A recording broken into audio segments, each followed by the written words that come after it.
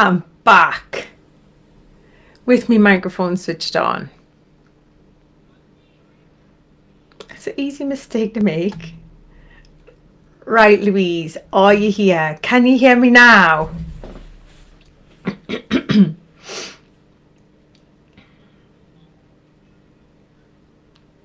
Can you hear me? I need, if somebody is watching, can you just give us a thumbs up and tell me that you can hear me, please? There's always a delay and it's really hard to know when to start talking. So today, I'm starting again. There's 2 people watching. Can you just tell me, can you hear me?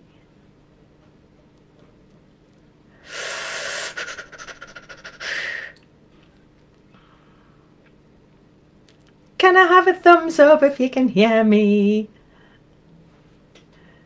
I'm hoping to talk about dry January inspiration, but I don't want to start until I know you can hear me.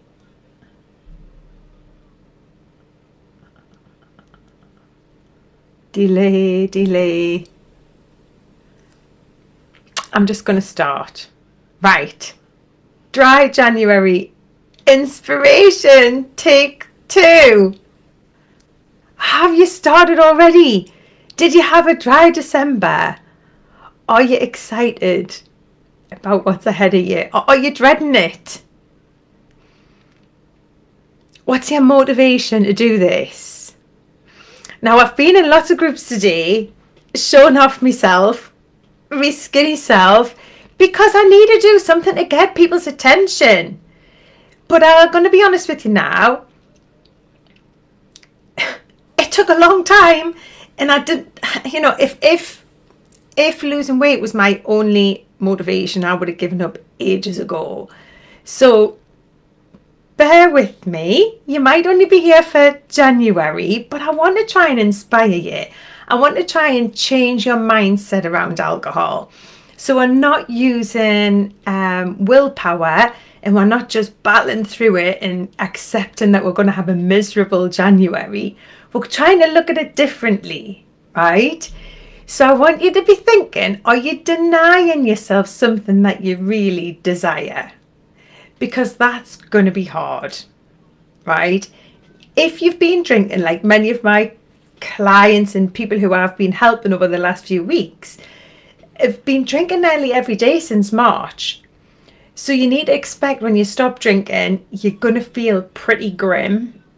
And I mean, I'm going to leave it to you for you to decide at what stage you need to maybe even speak to a GP if you've been drinking heavily. Okay, so you have to always be sensible with that. If you start feeling particularly ill, then you need to maybe seek medical advice.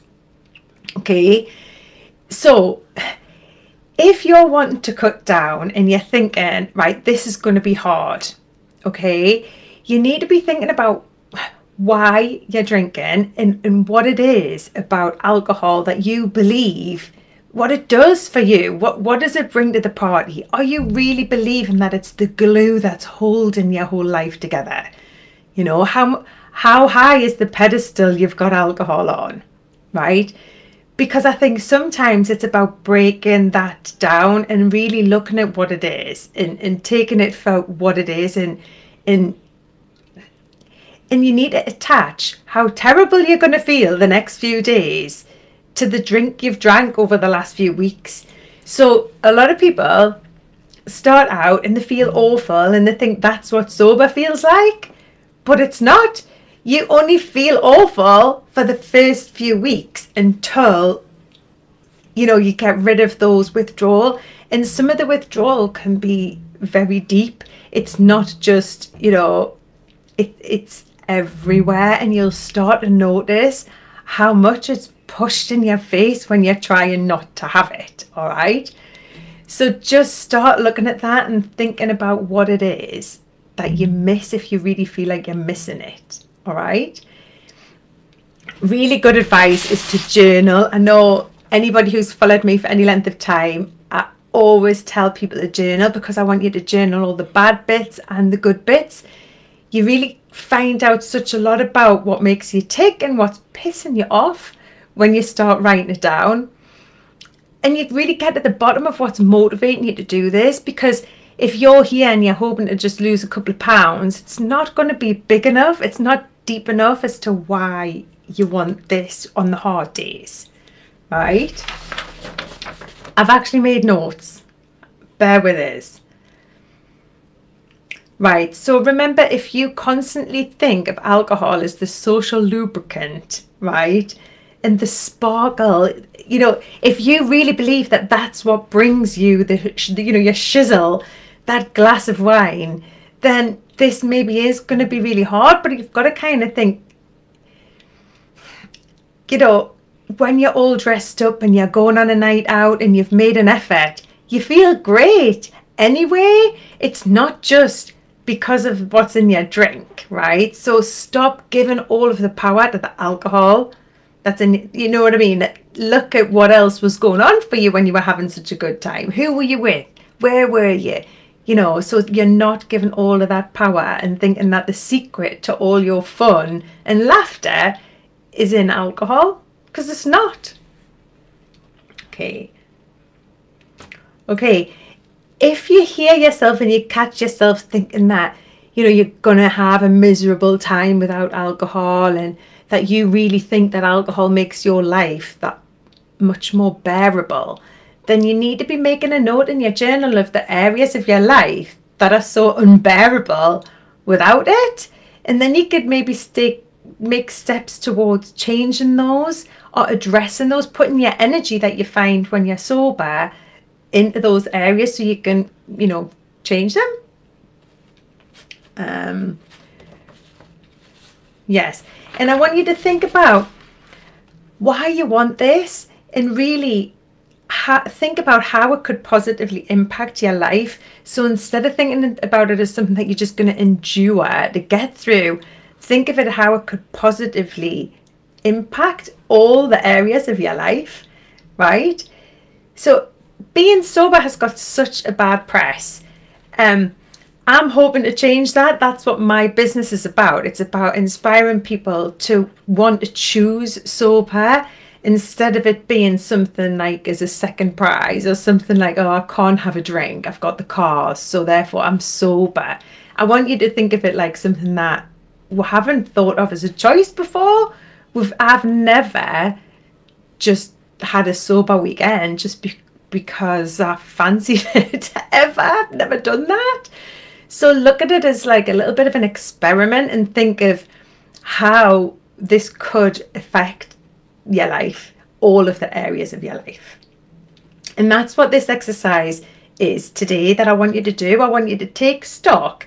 If this is your day 1 or day 201, as you do this exercise at the beginning of 2021, it's going to really give you a chance to have a snapshot of where you're at now, and where you want to put your energy this year, where you want to show up for yourself, right?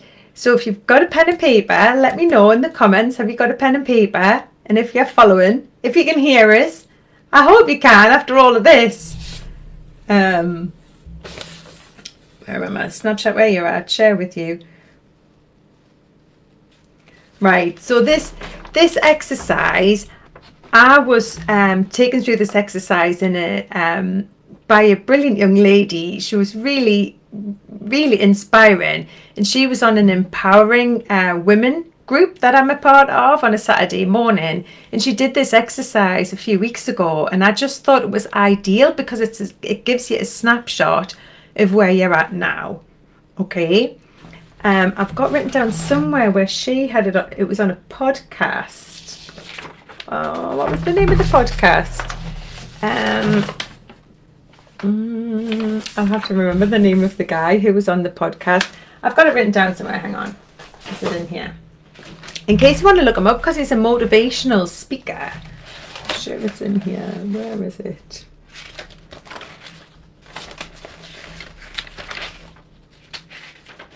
I'll have to find it and add it to the comments, right, as to the guy whose book she found it in. And so, right, here it is. Where are we? Right, so you need a piece of paper, and what you're going to be doing is, I've added this as a tool to my program because I think it's so good for clients when they've gone through the program, maybe towards the end, to think, right, what's next for me? What else do I need to address in my life? But I'm trying for you to use it at the beginning of your journey as a motivational tool to think, if I stop drinking, that'll give us the energy and clarity to deal with these areas of my life that I feel I need extra time in, right? So on your piece of paper, I want you to write down like an acronym. So at the top, C is for career, right? So all the way down, it's called CRIPES. CRIPES, down your paper. The first one is career, right? And I really wish I could find this bit of paper. This is ridiculous. Oh man, I thought it was all planned. Right, career. So it's everything to do with your finances and your job and your business, money, what money you have coming in, what I suppose how you feel about all of that, about your plans for the future with that. Are you comfortable in your career? Are you happy with the job that you're doing? Do you like your place of work? Are you worried that COVID's going to affect that? So if you need time and attention on your career, would removing alcohol help support you to do that? And I've got to tell you that it's got to be yes. Career, yes. Removing alcohol is going to help you with that part of your life. Okay, so then we move to the next letter, which is R, for relationships. And that can be everything from your relationship with your partner, with your family, your kids, your neighbours, your friends, your colleagues, and even your relationship with yourself. So would removing alcohol support you if this is an issue in your life? And again, yes, of course it would. You would have the energy and the clarity to deal with these things, and maybe have the, I don't know, I suppose the self-awareness to look at yourself as well. It's not all about you know, blame and shame, but it sometimes it's about, okay, taking responsibility for your part of that. Okay, and then the next one down is intellect. So yeah, how much time are you putting into your own personal growth? Is that something that's important to you? If it's not, is it something that you think you would benefit from? Would it help your self-esteem if you you know, put more energy into that area of your life for personal growth? And that could be linked to your career and linked to increasing your income levels, or it could be just learning a new skill or a new hobby. So would that be something that you could use your time and energy from removing alcohol to put into that part of your life? And how would that positively impact your future? The next one is P. P for your physical, everything to do with your physical health. So how you feel about yourself, and then how you show up. Are you exercising daily? Are you looking after yourself? Are you eating the foods that you really want to be feeding your body and fueling your body with? Do you know enough about that? And see, these areas could be linked together. It might be that you think, no, actually, I really don't know enough about my nutrition and I want to learn about that. And then you could think, oh, well, I've got a bit of a gap with my intellectual area. So what I could do is I could learn about nutrition, and that would be ticking 2 boxes, right? Okay, so they could be linked together. Or it could be something simple like you're going to give yourself, you know, a target of walking every day, or you might join a group about I don't know, how to Nordic walk, or whatever it is that would turn you on physically. It could be yoga, it could be mountain climbing. This is why this is quite specific, and you can tailor it to your own life. And then the next part of your life is the emotional. So E for emotional. Do you feel emotionally supported? Do you feel like you've got people around you holding you up, or do you feel like you're on your own emotionally? Are you honest with people, and are you telling people that you need, are you asking for help, and are you accepting help when it's offered to you? So really looking at that side of your life and thinking, is this something that I could maybe work on? And often when, you know, when we're drinking, we're numbing out these feelings. So, you know, you maybe don't even know what's going to come up for you. I know when I got sober, if you want to call it that, I grieved for my dad all over again, and he died 24 years previous. It was like so many things that came up for me when I stopped drinking and stopped filling my time with that, and not just being drunk, hungover, or thinking about drinking. And I think often when we're hungover, we feel so sorry for ourselves. We just don't process why. We just think, oh, it's the hangover. And often it's there's more to it than that. Like you do have other things going on that you maybe need to process. And that's when journaling would come in. It's so powerful and it's so important, right? And then the S is for spiritual, right? And that could be religion, if that's something that, you know, you resonate with, or it could be whatever your version of that can be. So, you know, I've got my like Buddha thing behind me, and I'm trying to get more into meditating, and I'm playing around with that sort of thing. And I think that's something that's new to me. I've got my candle lit, and I do feel a comfort from it, but I don't fully understand it all. But I'm open and I'm willing to learn about that. And again, going back to the intellectual, that would be where I could take my box, because I know that could be something that I could grow. I could grow in that area, right? So the idea is, with each of these 6 areas of your life, your career, relationships, intellectual, physical, emotional, and spiritual, you give yourself a mark out of 10. A snapshot today, how you feel, and you can maybe journal about each area and how you could move forward. It's just a really simple way. And then that is a really good start to the new year for you to think, right, if I stop drinking, I could apply myself better in this area of my life. And then suddenly you've got a motivation, you've got your own individual motivation for to do this. And hopefully that will keep you on track and keep you motivated to keep going, instead of when it gets hard, you're just thinking, oh yeah, that was hard, I'm just going to go back to drinking. So you're digging deep as to find out what is motivating you. And I think there's no better time, the beginning of the new year, to think, right, let's take a snapshot of where I am now and which way I'm heading. It's exciting. I love it. And you could even, you know, the post about the letter to the Christmas tree. You could even bring this in to your letter to the Christmas tree. So each year you could be looking and saying, right, where am I this year compared to where I was last year? You could do it on a monthly basis. You could do it every day if you want to. Do you know what I mean? But it's just such a really good snapshot of where you're at now and what to put your attention on. Because don't try to do everything at once. I know it's really tempting at the beginning of a new year, and everyone's, you know, got their New Year's resolutions, and you want to lose all your weight and do all of that. But honestly, one thing at a time. And like with my weight, I put those pictures on yesterday to get attention, because it's so noisy online, and for me to try and get as much attention to get people inspired to stop and listen. But when they stop and listen, my honest advice is that's not going to happen for you overnight. That took years. It took me 3 years to lose that weight. But I didn't do it. I didn't expect it to happen overnight.